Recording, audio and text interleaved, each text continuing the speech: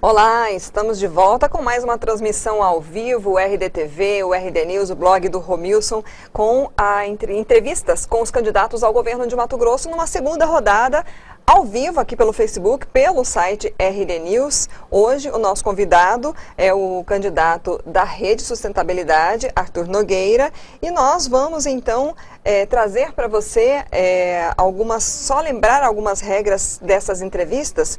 Nós combinamos conforme a agenda dos candidatos, as entrevistas, conforme a disponibilidade, para facilitar aqui para você, internauta, que nos acompanha. As entrevistas, então, serão de 40 minutos, né? E você pode, então, enviar os seus questionamentos ao vivo aqui, eu e o Ayrton Marques, editor de política do site RD News. Vamos conduzir essa entrevista. Olá, Lídice. Olá a todos que estão nos acompanhando.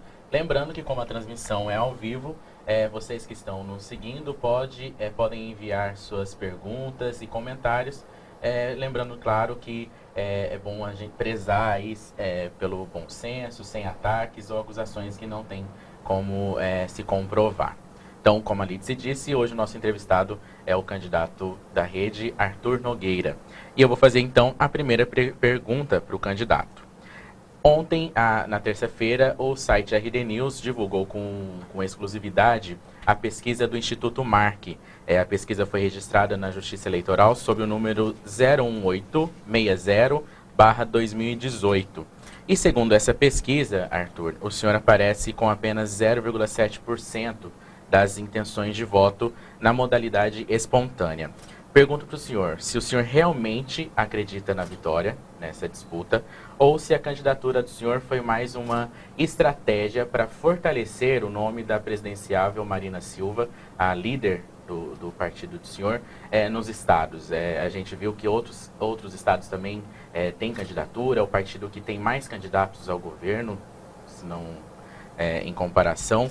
E como que o senhor avalia para reverter esse cenário aí, demonstrado nessa e também em outras pesquisas? O seu tempo começa a ser contado agora, só lembrando. Okay. Bom dia a todos, em especial aqueles que nos acompanham nesse momento. É uma oportunidade de estarmos nivelando a questão do tempo, porque há uma falta de isonomia muito grande e isso reflete não só nas pesquisas, mas na escolha do eleitor. Considerando que nós temos 12 segundos de TV, não temos um fundo partidário, assim como as demais candidaturas, as demais coligações. A questão da pesquisa, ela flutua bastante, já houveram 3 ou 4 que foram divulgadas, tanto para governo quanto para Senado. Há índices que demonstram a indecisão do eleitor. Isso parte de um princípio da desmotivação, do descrédito da classe política, sentida por nós nas ruas, quando encontramos as pessoas que muitas vezes nem receberam o material gráfico, ele se recusa a fazer isso, se recusa a ouvir, inclusive. Então, a estratégia, Ayrton, como você perguntou, é não se preocupar com esses números. Somos um partido recém-criado em 2015, um partido pequeno, não temos grandes estruturas, não temos equipes, cabos eleitorais, bandeirinhas, essas questões da velha política. A nossa proposta é trazer a nova política utilizando da tecnologia, das redes sociais, isso condiz com a austeridade que precisa na administração pública. A gente vai fazer a campanha até o final, os resultados serão sentidos no dia 7 de outubro. Só lembrando alguns dados da pesquisa, que é importante a gente repassar também, até por uma exigência da legislação. A pesquisa ela foi realizada em 81 municípios e ouviu 1.086 eleitores de 7 a 11 de setembro. Ela tem uma margem de erro de 2,5% para mais ou para menos e tem 95% de confiabilidade. Bom, candidato, o senhor integra esse partido criado em 2015, né, a Rede. No Estado ele tem pouca expressão política. No Congresso também possui 2 deputados federais, um senador. Em Mato Grosso não tem nenhum deputado ainda da Rede e nem vereador na capital. O senhor acredita que conseguirá ter governabilidade, caso seja eleito, junto com os parlamentares de siglas que não estão no seu palanque? Isso preocupa o senhor? Não me preocupa porque a governabilidade ela precisa ser construída. O bom gestor, o bom administrador, ele precisa trazer pessoas competentes tecnicamente que possam agregar. O maior desafio do gestor público se chama recursos humanos. É necessário saber tratar o servidor público valorizando, é necessário ouvir a população, os grupos organizados, os poderes constituídos, para que se faça um grande engajamento, porque o Estado ele está para servir a sociedade. O que acontece hoje é lamentável, né? Uma Assembleia Legislativa totalmente corroída, as operações policiais demonstram isso, por conta do toma lá da cá, por conta do balcão de negócios que se instituiu nesse poder, aonde só se faz, só se aprova quando há uma contrapartida. Isso a sociedade não pode aceitar, a sociedade tem que fiscalizar e exigir que o parlamentar cumpra a sua função, que é fiscalizar o executivo e legislar. E não estão fazendo nenhuma coisa nem outra, e quem perde é a sociedade. É por isso que a gente está aí nesse meio desse caos, de toda essa tempestade. O senhor acredita que terá, então, facilidade para tratar com esses deputados? Eu tenho uma experiência de negociação de crise muito grande, enquanto policial rodoviário federal, sobretudo nos 4 anos que estive à frente da superintendência, tratando com os movimentos indígenas, que é extremamente sensível no Brasil, tratando com os movimentos de greve dos caminhoneiros, com os movimentos ligados à terra. São ânimos acirrados, são pessoas que estão há anos aguardando uma contrapartida, uma resposta do governo e não tem, e nós, enquanto gestor da Polícia Rodoviária Federal, fomos a campo, dialogamos, ouvimos, entendemos e fomos buscar as soluções fora do palco que era aquelas manifestações que diminuíram consideravelmente no estado de Mato Grosso. Sem contar os grandes eventos que participamos, onde estivemos sempre à frente da coordenação, levando sempre o quê? Negociação, no sentido de tratar os assuntos pertinentes em cada área de acordo com a forma republicana que se deve ser, de acordo com a lei. O cumprimento da lei é essencial ser respeitado. Falando um pouco sobre um eventual governo, o senhor já tem dito que pretende, caso eleito, montar um secretariado estritamente técnico, com servidores de carreira, aproveitando essas pessoas que já estão no executivo. O senhor acredita que a falta de habilidade política, por exemplo, para tratar com demais poderes em situações envolvendo duodécimo ou outras questões, não atravanca o executivo, não atrapalha, não faz o executivo andar devagar? Nós precisamos definir o que é política e o que é politicagem ou politicalha. Na administração pública isso é muito claro. O que existe hoje no Brasil é muito de politicagem e politicalha. Ou seja, se eu tenho um ganho com isso, eu vou fazer. Se eu não tenho, eu não faço. Então a gente precisa fazer a política. E o que é política? É o Estado servir a sociedade, independente se é judiciário, executivo ou legislativo. Ambos são contratados, são servidores públicos para servir o cidadão. É com o dinheiro do imposto de cada um que essas pessoas estão lá, fizeram concurso e estão lá para servir. Então nós precisamos trazer essa política do entendimento. O que é prioridade? É saúde, é educação, é segurança? Qual a prioridade? O que cada poder pode ajudar nesse sentido? Então quando eu falo estritamente técnico, é no sentido de que precisa aliar as pessoas que têm conhecimento de cada área. Eu não posso pegar uma pessoa que nunca foi da saúde, não é servidor, não conhece a realidade e colocar como secretário, por exemplo. Assim com as demais áreas. Então é preciso tirar de dentro da carreira e essa pessoa tem a política da junção de tudo aquilo que ela tem com os demais poderes. Então ela precisa tratar o secretário de Estado, ela precisa tratar com todas as secretarias municipais, ela precisa saber atender os prefeitos, os vereadores, os deputados, de maneira republicana, fazendo a boa política. Não toma lá da cá para chegar nesse momento de eleição, cobrar a fatura de ter que apoiar filho de um, parente de outro. Isso aí realmente não funciona. Enquanto o sistema político estiver dessa forma, a sociedade pagará o preço e é caro. Nós estamos ao vivo pelo Facebook. Marli do Vale já mandou um joinha aí, está nos acompanhando. E quem estiver nos acompanhando pode então enviar também as suas perguntas e os seus questionamentos que a gente vai passar aqui para o candidato Arthur Nogueira ao governo de Mato Grosso.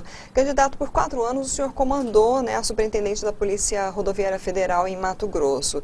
Deixou o cargo em maio do ano passado, alegando justamente interferência política.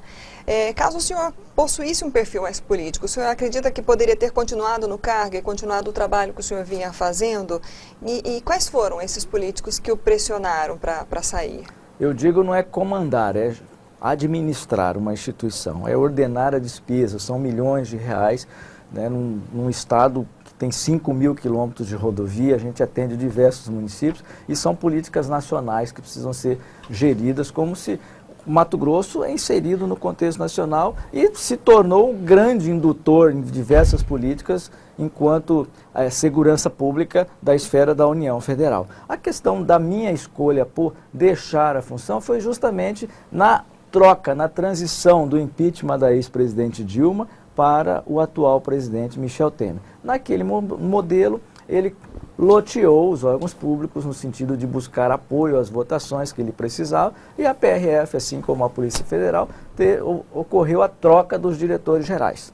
Eu figurava como um dos nomes para suceder a então diretora à época. Com a questão política, ingressou um outro colega que foi indicação de uma bancada que precisava apoiar o governo. Então isso ficou muito claro, isso foge dos meus princípios. Eu sempre tive a política na veia, a política, não é a politicagem nem a politicalha, volto a dizer. Então nesse sentido eu tomei a decisão, foi uma decisão pessoal, de me afastar, porque já existiam documentos de parlamentares como o Ezequiel Fonseca, como o Nilson Leitão, no sentido de indicar outras pessoas para o cargo, sem ser uma escolha meritocrática, que era o que estava sendo utilizado nos últimos 8 anos da atual diretora-geral. Então isso não me agradou, a segurança pública não pode ter essa interferência. No Estado tivemos aí o resultado com a Operação Grampolândia, que levou para a prisão secretário de Segurança, secretário-chefe da Casa Militar, ex-comandante da PM, porque a interferência da politicagem na estrutura da segurança. Não admitimos na Polícia Rodoviária Federal, isso desagrada muito, na Polícia Federal a mesma forma. Então eu tomei essa decisão com muita tranquilidade e a vida segue. Candidato, em 2014, quando o senhor era superintendente ainda da PRF, o senhor foi alvo de um inquérito civil público no Ministério Público Federal, sobre supostas irregularidades na superintendência aqui em Mato Grosso. Entre essas supostas irregularidades estaria o fato de que supostamente o senhor e outros policiais possuiriam empresas particulares que estavam prestando serviços à própria PRF, a falta de infraestrutura dos postos policiais e sendo, em contrapartida, sendo que o gabinete do senhor estaria sendo reformado, como diz uma reforma de luxo, uma reforma de luxo, exato. Essa acusação teve fundamento? Em que pé está esse inquérito? Já foram 10 minutos de entrevista, temos 30 ainda. Foi motivo de muita risada no comitê de gestão que nós tínhamos, né? Porque era um servidor que estava desagradado, porque nós tiramos muitos servidores da zona de conforto, trazendo a responsabilidade de servir a sociedade. Foi no momento da Copa do Mundo, onde Cuiabá seria a sede, a regional recebeu R$143 mil para colocar em condições a superintendência para atender os policiais que vinham para aquela operação. Naquele momento, foi feita uma licitação onde, por exemplo, não tinha bacia sanitária suficiente, pias não funcionavam, a questão dos vestiários para atender os policiais. Então foi feita toda uma reforma emergencial, né, com o processo licitatório. Isso foi esclarecido para o Ministério Público, foi esclarecido para um site que divulgou isso sem conhecimento. A questão do gabinete de luxo, foi retirado um carpete que estava lá desde a inauguração, foi colocado um piso. Simplesmente isso que foi feito no gabinete, e trocou as lâmpadas, que eram lâmpadas não eram lâmpadas de LED, de toda a superintendência, buscando a economia, porque a gente passava por uma recessão e precisava reduzir os custos. Só isso que foi feito, foi esclarecido. A questão das empresas não existe, foi algo que foi jogado ao ar sem nenhuma comprovação, né? Nós não temos policiais que prestam serviço, são empresas terceirizadas de segurança e limpeza. Só isso que temos lá de contrato. O resto todo são os policiais que fazem. Esse inquérito o senhor prestou esclarecimentos para o Ministério Público? Sim, o inquérito já foi sim, não precisamos nem ir lá pessoalmente, só por escrito. E o Ministério Público Federal, que nós respeitamos, trouxemos para dentro da estrutura, faz o acompanhamento. A cada 6 meses nós recebemos a visita dos procuradores que fazem o controle interno e externo das nossas atividades. Com isso, todos os anos foram aprovados pela CGU, de maneira que saí com muita tranquilidade.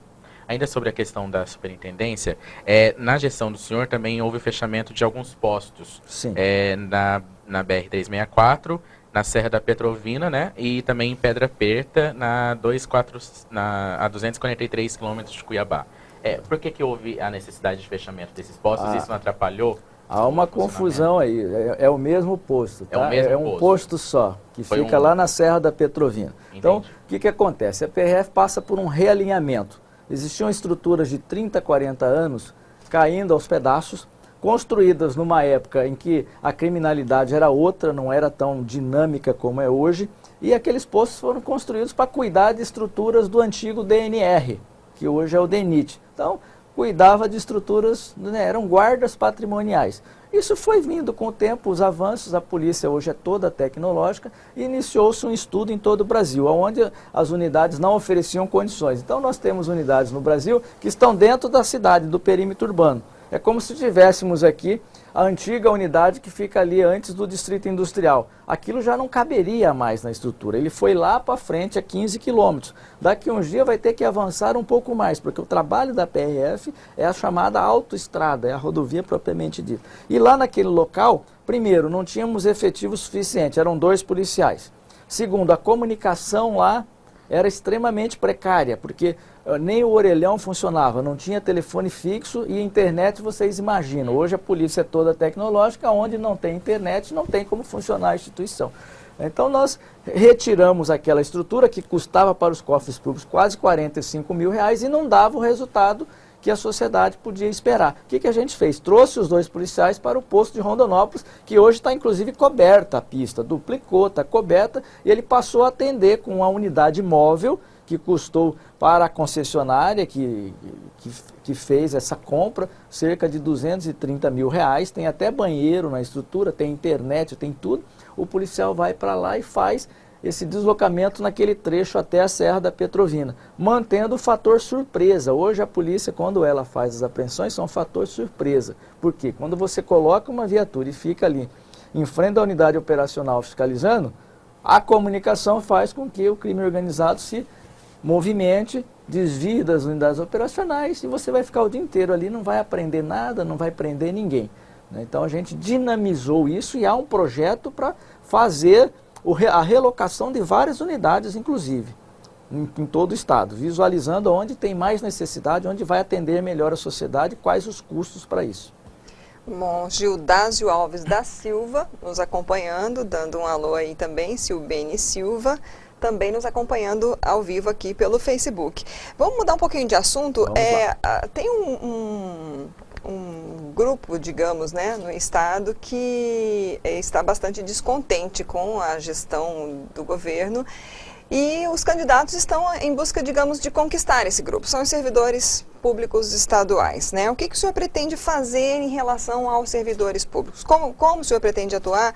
Por exemplo, em relação ao pagamento da RGA, em relação à data de pagamento, né, do funcionalismo público, o senhor pretende, por exemplo, voltar a pagar no último dia do mês? Como o senhor pretende trabalhar isso, de repente, para conquistar esses votos? Me sinto muito confortável nesse assunto, porque sou servidor público há 24 anos, dos quais 6 anos eu fui presidente do sindicato e atuei nas negociações junto ao Ministério do Planejamento, junto ao Ministério da Justiça, e sei muito bem o que é isso. É muito mais difícil você tratar a negociação em nível federal, porque os números são bem maiores do que uma negociação aqui. Nós temos vários governos anteriores no estado que não souberam valorizar o servidor público estadual. E valorizar não é apenas salário, não é apenas recomposição do RGA, é dar condições de trabalho, é fazer com que o servidor realmente tenha a vontade, o orgulho de servir a sociedade. Ele entenda que ele é a sociedade e, em dado momento, fez o concurso público, se tornou um servidor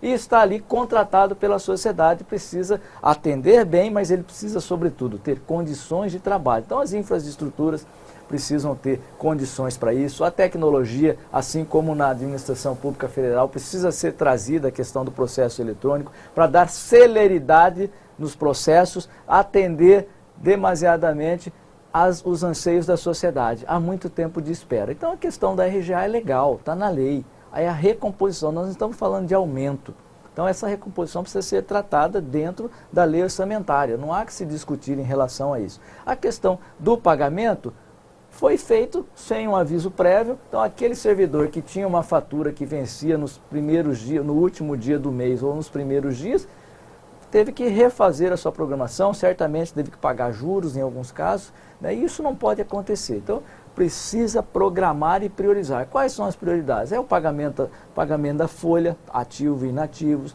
é o repasse dos hospitais, é o repasse dos duodécimos. O que sobrar vai se investir. Ah, não tem para investir? Paciência, vai ter que fazer economia para fazer a priorização de investimento. Mas as questões primordiais precisam ser cumpridas. O servidor precisa ser ouvido sobre tudo.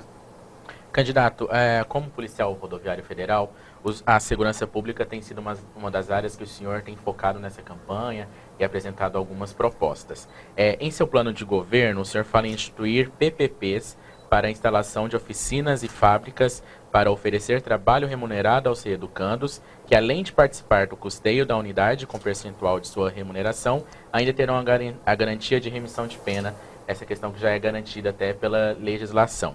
Como que o senhor pretende colocar isso em prática?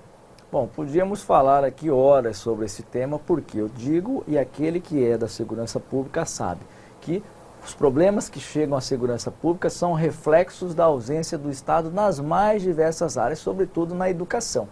Sobretudo o investimento para a geração de emprego e renda. Aumenta o índice de violência, colocam jovens para servir o crime, tanto organizado como os crimes isolados, e isso vai refletir na segurança pública. Então os investimentos precisam ser realizados. E o que incomoda hoje o agente da segurança pública e já começou a incomodar o cidadão? É ver a polícia prender nas ruas e logo o cidadão está solto cometendo outros crimes. Por quê? Falta celeridade, falta o quê? Faltam presídios, cadeias públicas que mantenham o cidadão lá. Criou-se no país a audiência de custódia, que o cara sai de lá antes da viatura da polícia. Ele já está na rua antes dos policiais saírem, muitas vezes o cidadão já saiu lá do local. E ele vai voltar a cometer o crime. Existe alguma dúvida em relação a isso? Não existe. Por quê? Não houve nenhum trabalho para reinserção na sociedade. Daí a importância de trazer um novo modelo no sistema penitenciário que está no nosso plano de governo.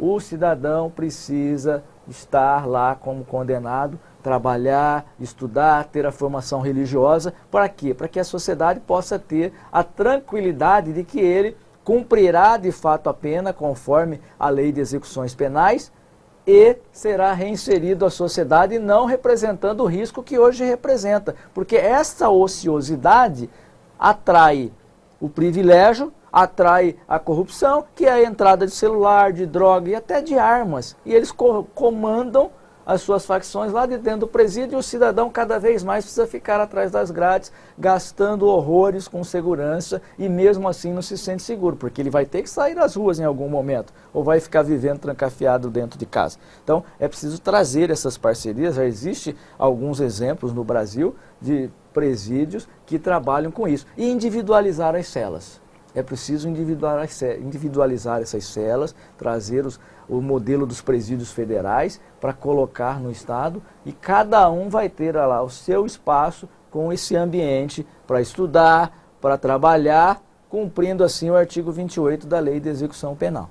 Bom, já temos mais de 20 minutos, né, de entrevista. A gente vai continuar a falar sobre segurança pública. A gente vai dar uma pequena pausa para parar a gravação, porque vai ficar disponível no site RD News.